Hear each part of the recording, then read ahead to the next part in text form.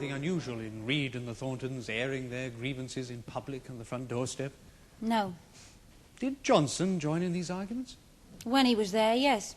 Did they ever end in violence? Once or twice. They might push each other about a bit or have a swing, but it was usually just hot air. So you had no reason to believe that Alexander Reed was being threatened in any way when Martin Thornton came to the door? No. Didn't you find it odd, then, that Johnson should sneak out of the back instead of going to the front and joining in the argument? I didn't think about it. No, you sat down and watched the telly. In fact, you turned the telly up, didn't you? Very loud. Yeah.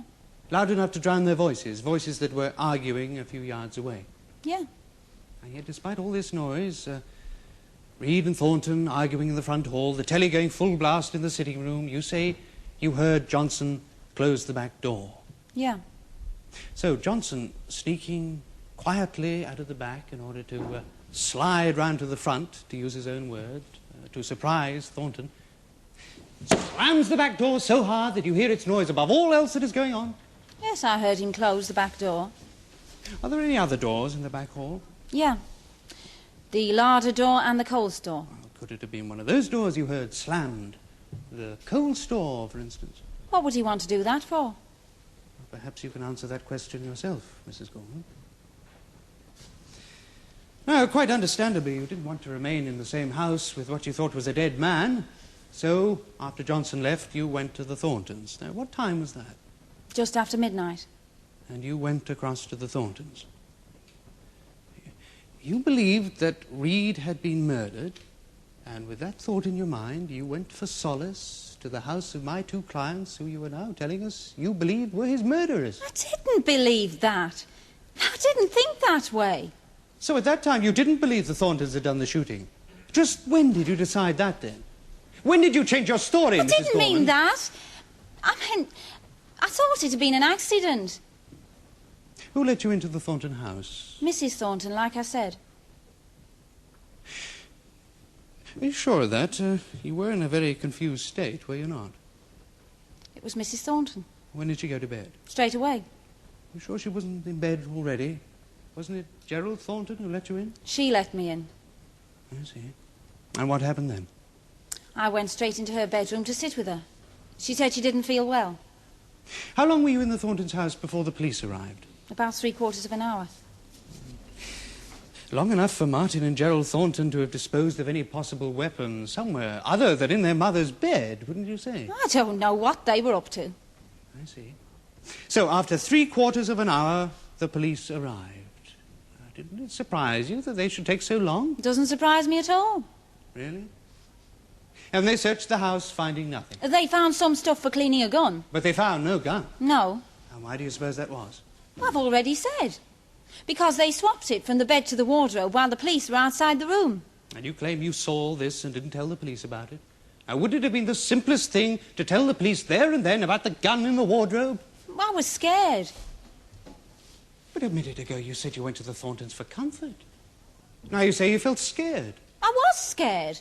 Once I saw the gun. But you'd heard a gun. You knew there was a gun somewhere. You say you believed the Thorntons had fired the gun. So why were you scared? Why didn't you tell the police there and then? I don't know. You don't do things normal when it's like that. Oh, I can quite see that, Mrs. Gorman. But I suggest to you that the reason you didn't tell the police about the gun in the Thorntons' house is that there was no gun there. There was. I saw it. In the house where you've gone for comfort and protection? Protection from the man who really fired that gun, William Johnson? No. I saw the gun in Martin's house. Mrs. Gorman, Alexander Reed was a close friend of yours, wasn't he? Yeah. How close? I don't get your meaning. Oh, come on, Mrs. Gorman, there's no need to pretend. Was your relationship with Reed sexual? I don't see what was wrong. His wife's left him and my old man took off years ago. I take it your answer is yes.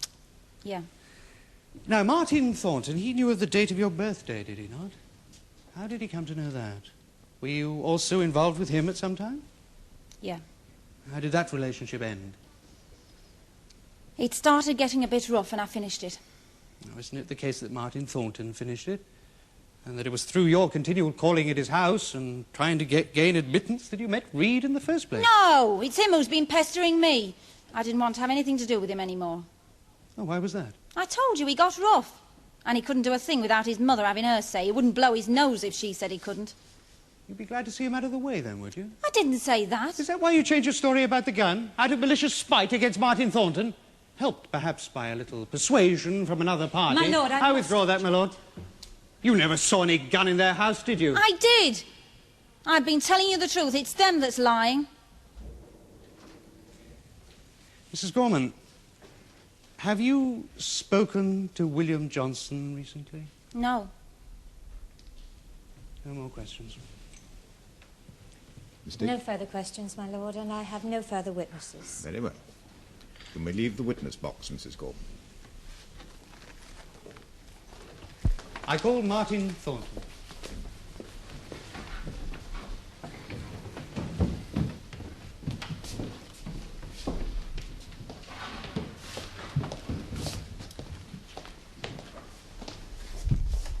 What is your religion? Roman Catholic. Take the book in your right hand and read aloud the words on the card. I swear by Almighty God that the evidence I shall give shall be the truth, the whole truth, and nothing but the truth. What is your full name? Martin Alfred Thornton, And where do you live? 7 Cromwell Crescent, Fulchester. Mr. Thornton, you've heard it suggested that while Johnson and Mrs. Gorman and your mother were playing darts in the Grapes public house, you and your brother Gerald were having some kind of argument with Reed. Now, is that true? Yes, sir, we did have words. Now, how did it start? Well, we went across to Reed's table after I realised that it was Mrs. Gorman's birthday, and I bought them all a drink. So at that point you were on good terms with Reed? Well, I'd say things were about normal, sir. And what was normal between you and Reed? Normally, we didn't have much time for each other. He'd done us a couple of bad turns in the past, sir, and he was a bit funny about religion. Sometimes you'd think we had 3 heads the way he'd behave. What way would he behave? Well, all these slogans on the walls, sir. Did you see him doing it? Well, no, but it was obvious, sir. He'd have a bit of a row with them one night, and the following day the house would look like the front page of a Sunday newspaper. So you say you sat down with Reed because you wanted to buy a drink for Mrs. Gorman's birthday, and that an argument started while the others were away playing darts. Is that right? Yes. Now, what did this argument concern? Well, Reed and Johnson were collecting betting slips from the men working on the construction site. Yes. And my brother Jerry had a big win, but Reed refused to pay out.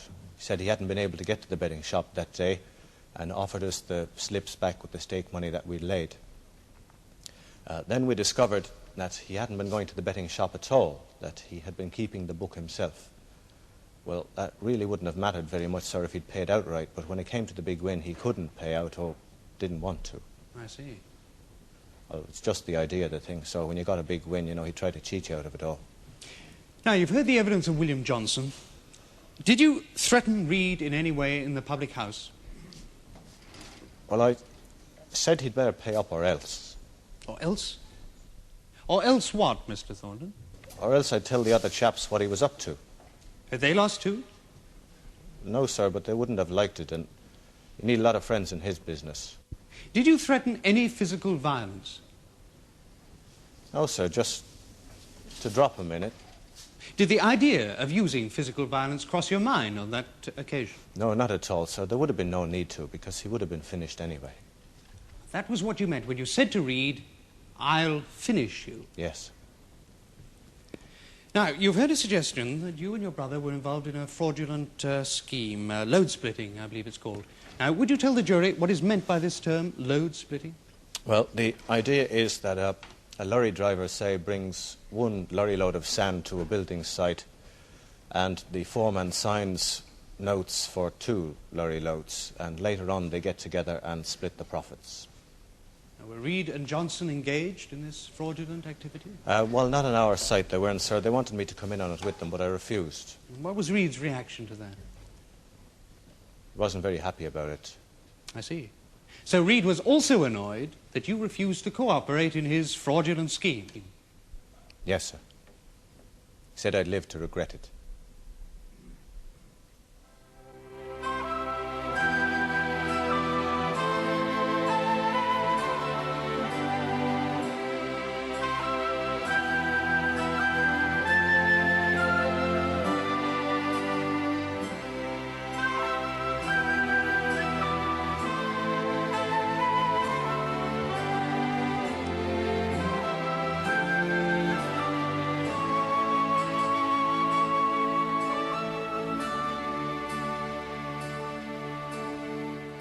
The case of the Queen versus Thornton and Thornton will be resumed tomorrow in the Crown Court.